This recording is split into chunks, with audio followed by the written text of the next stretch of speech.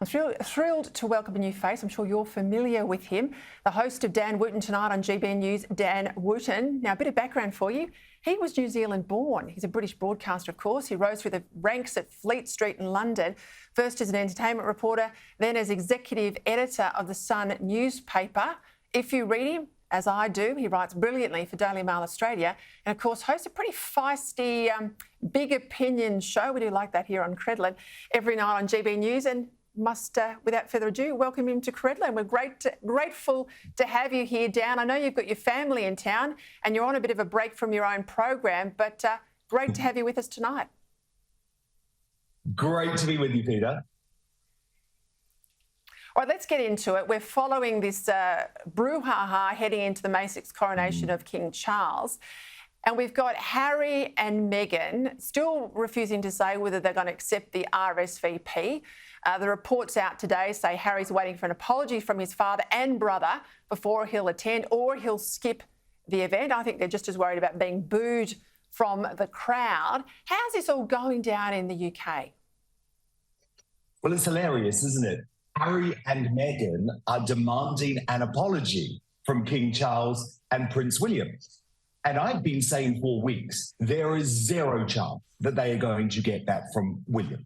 I know that the Duke and the Duchess of Cambridge, now the Prince and Princess of Wales, are angrier than I've ever been with Harry and Meghan after the publication of Spare. But finally, over the weekend, a sign that perhaps the King, who some folk are saying is too weak when it comes to the dealing of his younger son, is actually getting the balls to say no.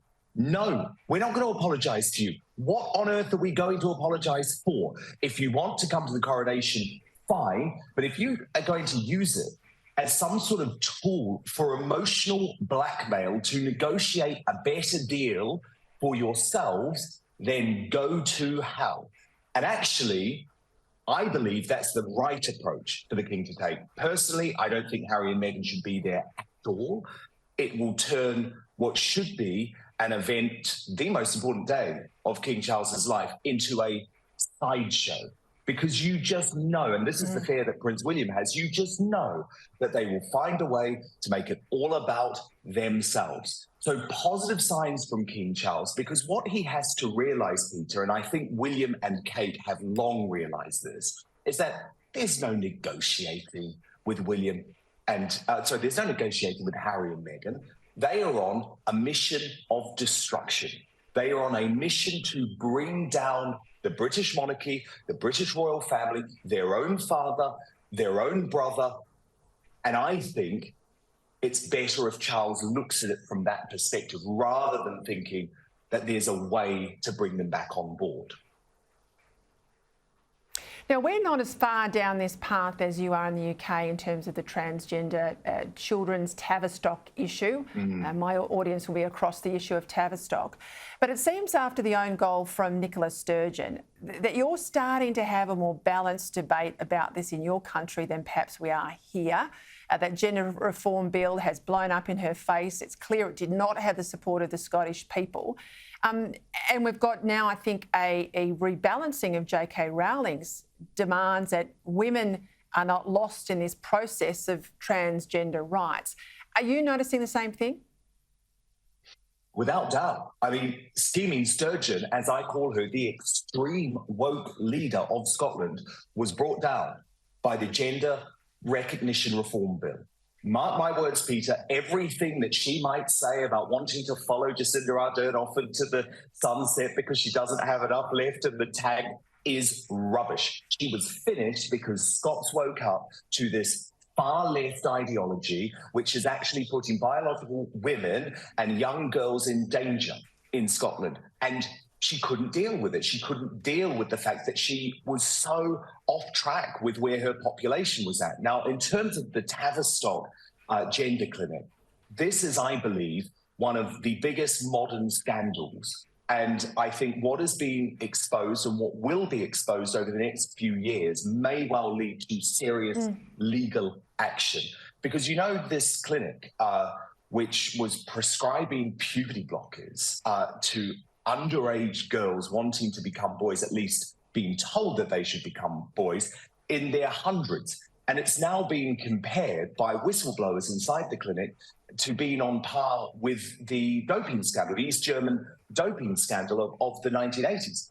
So to me, I think we actually have to praise a young woman called Cara Bell, whose life has been completely destroyed by this clinic. I've had her on my show numerous times. She had a double mastectomy. She had puberty blockers and other hormone treatment, which has changed her voice forever, which has fundamentally ruined her ability to live a normal life as a female. And you know what, Peter? She was dealing with mental illness, struggles with her sexuality. She should never have been encouraged to have this sort of life-changing surgery and hormone treatment that cannot be taken back. So I actually think the tide is turning on this extreme gender ideology in the UK. I think politicians now have to wake up to the fact that what Nicola Sturgeon did was a quick fire way to finish your political career. I mean, remember this time last year, we were talking about Sturgeon as one of the most popular politicians in the world. She's out of office now. And I think it should be a lesson to all politicians around the world to put the safeguarding of women and young girls ahead of an extreme trans ideology. Just one more point I want to make too, Peter, because you talk about J.K. Rowling, and I do think history will end up judging J.K. Rowling incredibly well in this debate, because it's not her that made poor trans folk the subject of a political football game.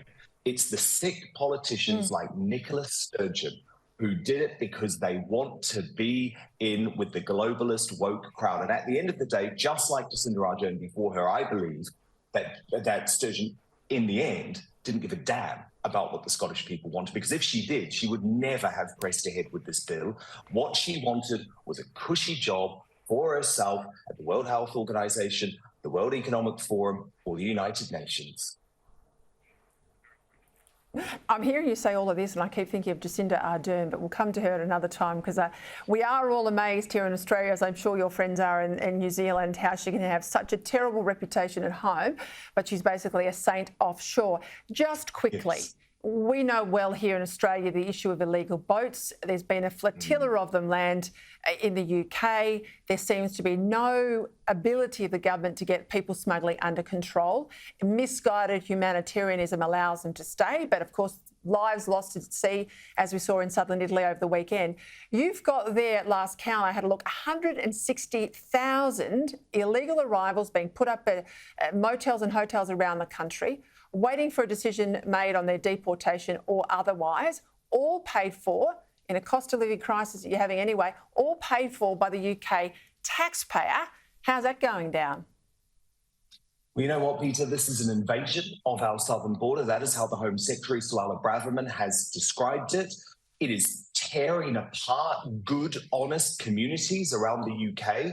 Folk protesting against these migrants are being lambasted by the mainstream media and mainstream politicians as far right. That is a joke. And let me tell you, I believe the next election in the UK will be fought in part on the issue of stopping the boats. And it is only a leader that is prepared to actually do what it takes to stop the boats, which means leaving the ECHR, making some tough decisions that will put the UK on a collision course with polite society in the Western world, that will see a politician win the next election. Now, right now, I look at the two leaders that we've got, Fishy Rishi Sunak, Slippery Keir Starmer, and I don't think either of them have the will to make that happen. So there is a huge open goal, Peter, for a politician with the courage of conviction to protect our borders, because believe me, that is what the British public wants more than anything.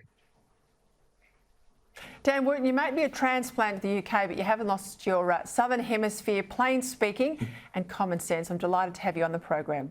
See you next week or next fortnight.